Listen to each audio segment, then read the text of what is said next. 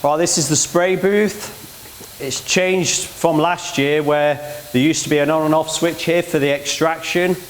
Only students were forgetting to turn the actual extraction on when spraying, so there's now a PIR switch inside. Just have to make sure that the isolation switch is on. It turns on automatically now. You can hear it's quite noisy, so I recommend you wear your earplugs when you're in the spray booth. I don't know if you notice the door slammed shut then, but you want to be careful of these doors because they've got the filters in the walls here and the doors.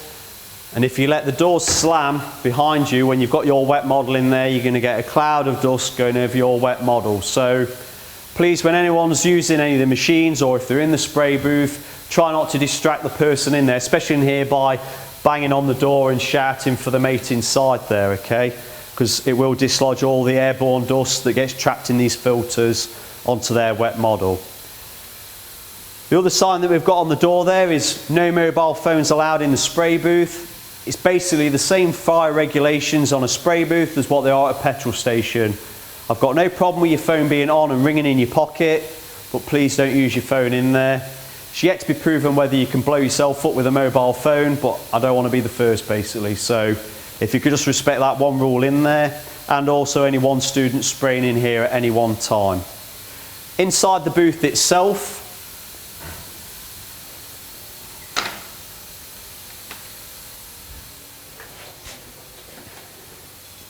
we've got two turntables depending on the size of your model.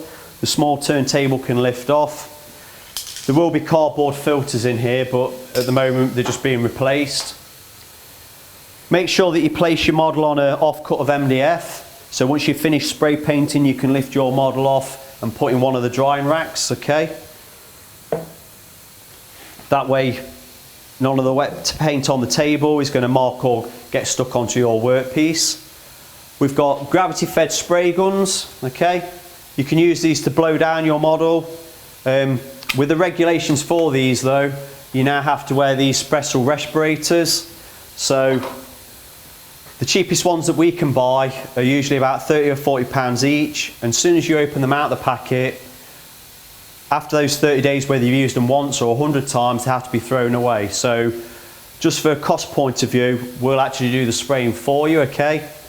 The plus side for that is basically all of the things like the thinners, the base coats for your timbers and MDFs, your white primer, and also we've got black and white colours as well, so we can use those to mix from black to white and all different shades of grey. That's all free and available for the students to use in the booth, okay? Any of your other colours, and you might want to use some of the spray cans. Okay, we've got a cupboard here, a cabinet, full of tins of paint. Basically anything that's in there you're more than welcome to use, and you can have a go at spraying yourself. As a guide for spray painting, anything the size of a shoebox or smaller, and it's ideal to be using the spray cans. Anything larger than that, if you've got big bits of furniture, then that's when we want to be using the spray guns. So if you've got a small model in MDF, we can seal it and prime it and everything ready for your colour to go on out of the spray guns, but then you can use these cans of spray paint. Couple of paints that you want to avoid like the plague though are the Plasticoat paint and the Wilco paints, okay? For 99% of your models it will react and they'll stay wet or tacky for months on end, even if you do all the instructions on the back there, and you'll end up having to wipe it all off and start again. But all the other makes that are in there is perfectly fine for you to use. The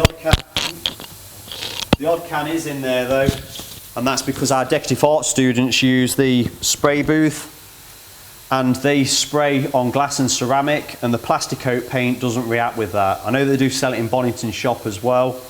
We've got local suppliers as well that you can use. They're really close, literally a 10-minute walk up the road for any of the car paints. We've also got a small company that do all in-house mixing as well, where they can either mix up a particular colour in a can, or you can get a small pot to mix up so we can mix that colour through the guns as well.